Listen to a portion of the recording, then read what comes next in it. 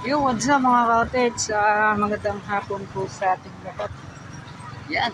So, andito tayo ngayon mga ka-cottage. So, itong may Times Beach.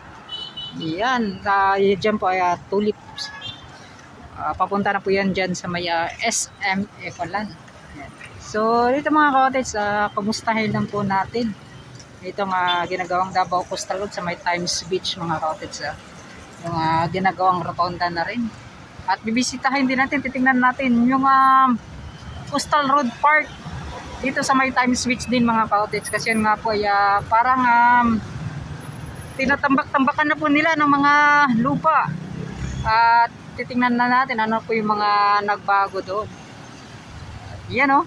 So bagong lahat mga ka-cottage, mega shoutout pala kay Laking Davao. Yan, mega shoutout sa iyo sir, Laking Davao.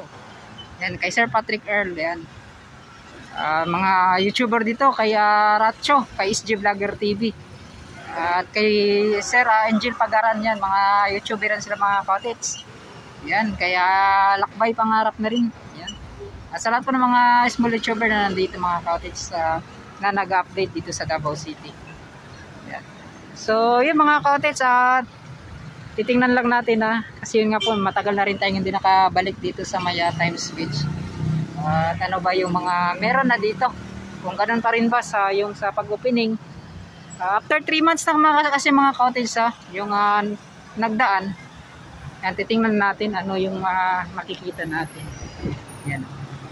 So dito, so dati mga cottage dito ako niya nakon boss, ay shout out. So titingnan lang natin ano yung mga makuha natin mga cottage. Ayan. So dito may mga nagtitinda sa bawat gilid niya. At so yung mga napansin ko mga cottage itong mga nandito na itinanim. Medyo malaki na po mga cottage tumubo na po ng kumbaga okay po yung pagkatubo or paglaki nitong mga halaman. Yan. So ito yung mga napansin ko. And then yan sa paligid okay din naman mga cottage. Yan. So siguro yung kulang na lang dito mga cottage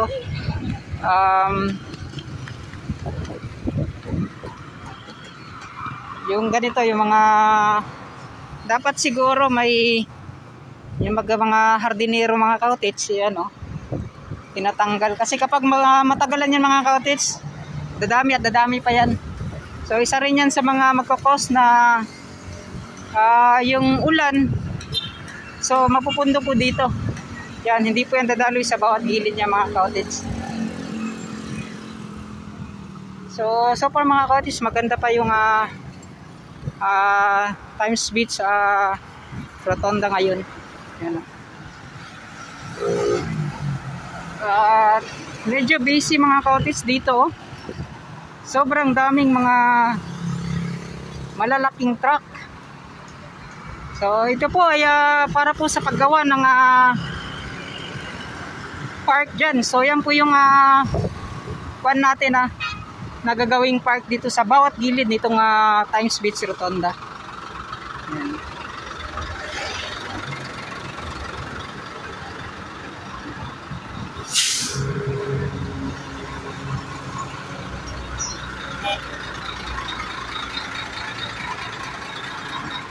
So hindi pa talaga tapos itong ginagawang Davao Coastal Road mga cottage So ito may laman pala siya ng mga cottage. Yan pumapasok na dyan sa loob. Pumasok dyan sa loob mga cottage yan.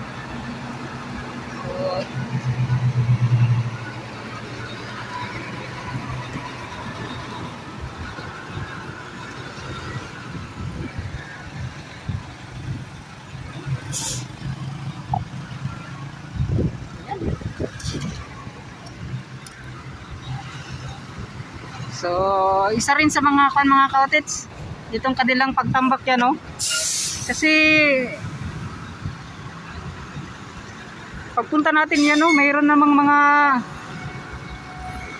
truck na dumadaan dito sa Davao Coastal Road para po sa pagtambak dito at sa gagawing park.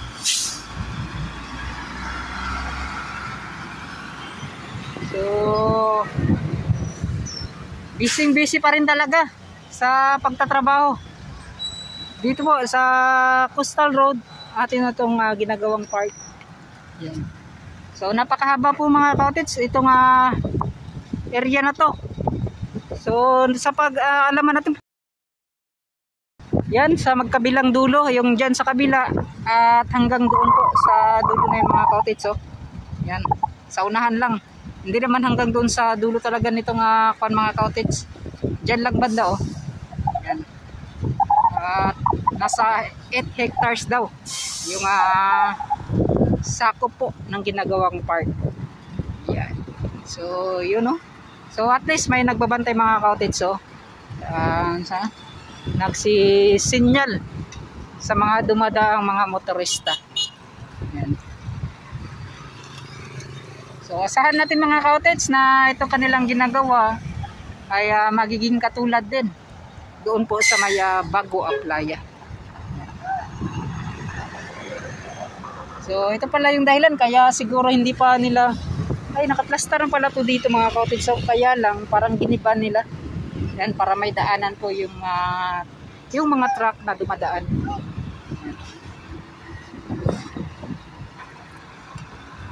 So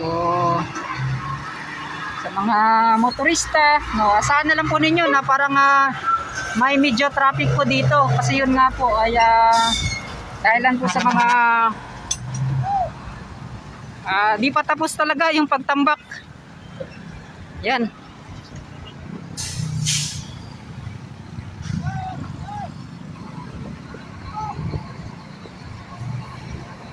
So, maganda sana kung pumasok mga cottage. Huwag na lang sana kasi wala tayong mga kakilala muna dyan. Kakilala dyan.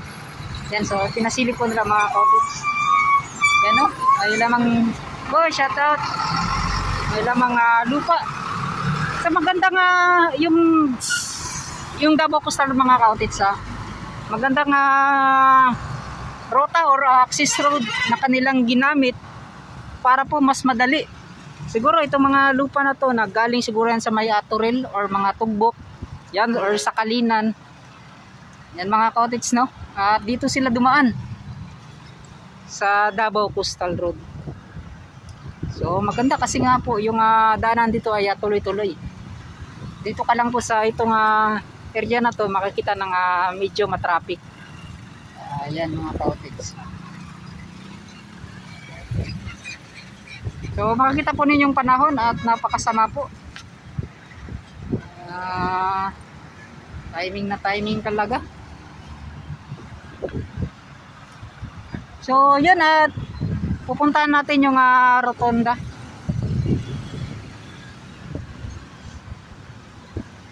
Yan.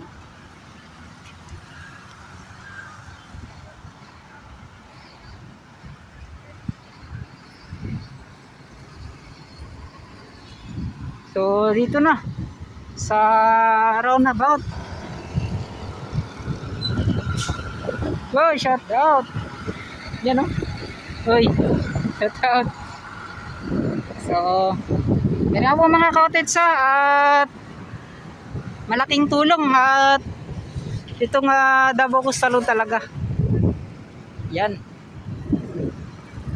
Kita nyo naman kung mga ilang sasakyan yung dumadaan dito araw-araw mga cottage.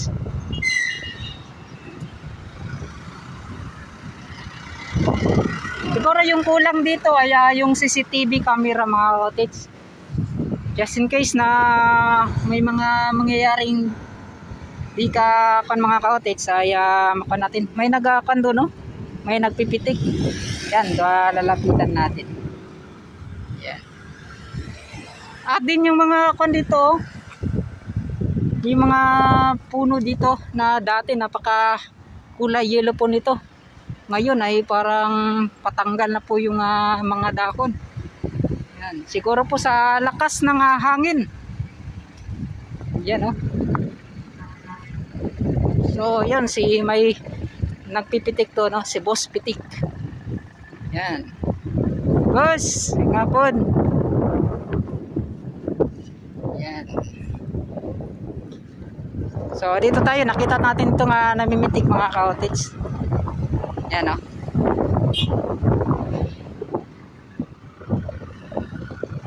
Boss, ngapon boss. Ay, nag-vlog ko ba? Yan, nag-vlog ko. Yan, si boss. Ano sa'yo pangalan sa imong pitik, boss? Ay, sa imong kon? Corridas. Corridas. Nasa siya 20,601 followers. So, yan mga cottage, Corridas. So, mga dahil ni si Corridas sa mga wala na kaila. So, mga ni siya mga cottage. Basta makita lang po ninyo mga picture kay Sir Corridas. Yan. So, mga kumano silang taga-pitik diri. So, naga-content po kag mga video, sir, or more on pitik lang? Napi video. Travel na. So, ka na. So, Corridas. So, monetize na si Corridas. Monetize na ka, sir, no? So, mga pila ka years na ka nag-con, sir? Nag-kuha taning content sa pagpitik.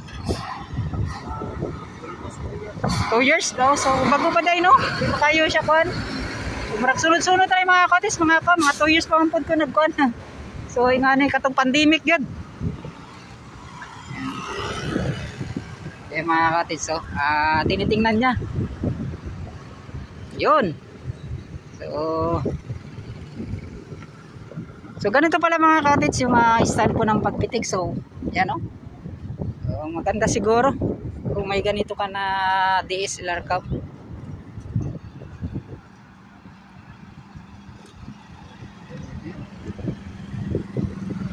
You know? Oops. So, yun. Kung sana siya, sir, unsay mga ko-style ni mo na para maka-income ka ng about sa pagpitik? Ano? Outfield, centerboard, photoshoot. Photoshoot. So, parang no? Parang para. So, para na kung makapangayo sila picture, sir, unsa napod na yung mga nakadepende sila kung na sila ihatag or unsa ba pangayoon nila? Hindi naman sila. So yung no? So yung ni gapon day lang mga kuan kumbaga sideline para na mga cottage.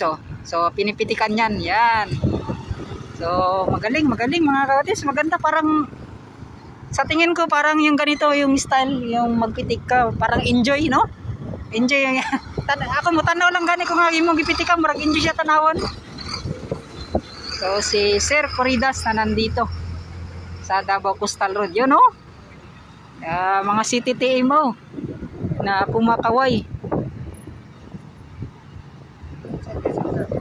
Tito Tans TV sa YouTube ko. Ayan. Tito Tans TV. Wala ko nag-sticker. Kasagaram, motovlogger, walang mo sticker ba? Puhon na, magbabuhat ako po. Yan mga cottage. You know? Wow! So yung maganda yung mga cottage, sana bumalik. Maganda yung pagka-banking na, parang gano'n, no? Nakaka-enjoy tingnan mga cottage yung kanyang ginagawa. Yung kanyang pinipitikan.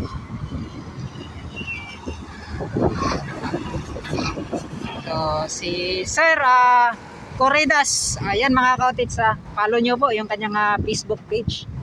Ayan. So nandito po lang po yan siya sa may Davao Coastal Road. So yun mga cottage, at gala na tayo sa iba pang parte nitong ginagawang Davao Coastal Road at yung ginagawang park sa bawat gilid itong dito sa my Times Beach. Yan. Boss, salamat kay Boss Corridas. Yan, salamat. So yan mga cottage, at nakita natin na si Sir yan nagpipitik mga cottage. So supportahan po natin Corridas Vlog. So yan, nakakuan kasi naka front cam. Yan, parang baliktad. Yan si Sir Corridas.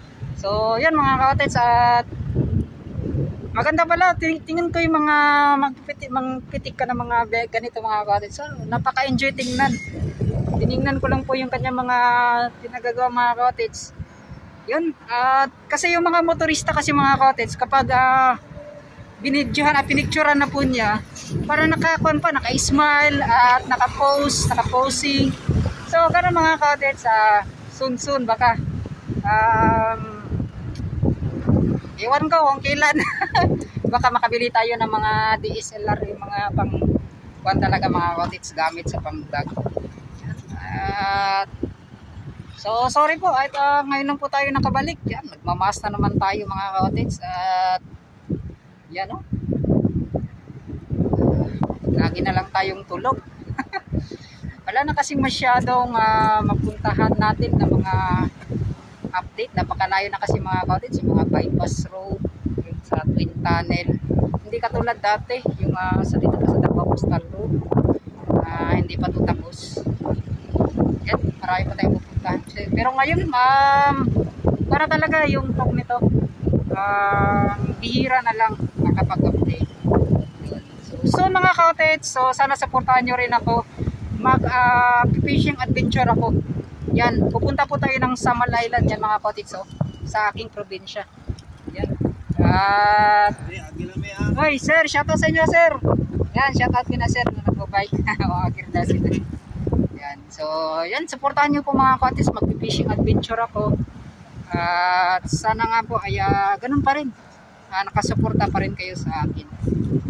So, ganito pa rin, malinis pa rin dito sa may Times Beach. Tawag ito, Times Beach, Rotonda. Yan. So, may kasama tayo dito. Ay, kasama. Ay, nakita tayo dito mga cottage. Shoutout sa akong YouTube channel. Yan, shoutout at sayang anak. So, yan mga cottage. At wala tayong mga kuan ngayon. So, parang gumalan na rin ako dito mga cottage para yan o. Nakakapagod na nga laging nakatambay sa bahay. Yan.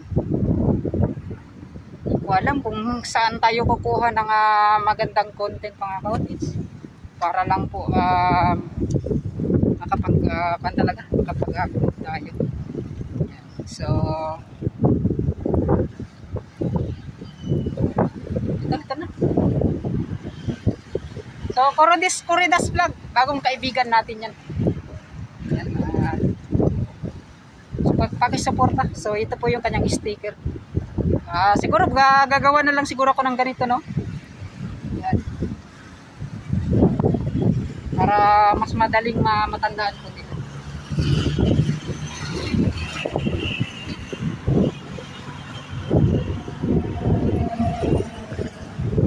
So, yung mga cottage, so, kita naman ninyo yung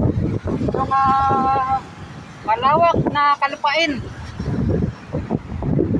na kanilang kinambakan dito po sa may Times Beach. Ikolan. Yan mga cottage. Yan. So, kita ninyo. So, ang ganda niya mga cottage, so. So, sa pagkakalang ko talaga, nakita ko sa nag-post kasi itong social media na nasa 8 kilometers. 8 hectares daw yung haba. Sa bawat gilid ng mga cottage kasama dun sa kabila. Left and right. So, yan. Hindi po basta-basta yung 8 hectares. Napaka haba na po niyan mga cottage. Si sir na nag-bike, you know? Riders. So, may nakita tayo dito. Parang DXDC yata yun. Sana yun? So, DXDC. Yun, no? Yun.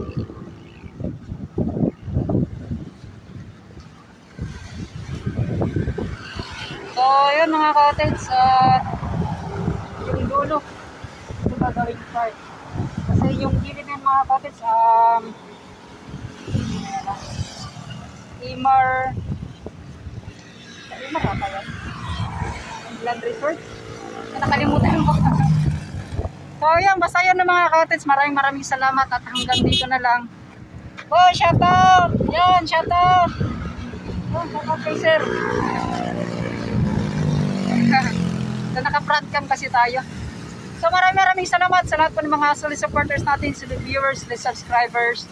At siguro yung hanggang dito na lang mga cottage. maraming salamat sa inyong lahat sa walang sawang suporta. Ganun pa rin. Okay pa rin po yung views natin. Kaso lang po yung pag-upload ko na lang talaga yung kulang. Yun, babawi pa ako next time para po sa inyo. Hanap po tayo mga magandang content na atin pong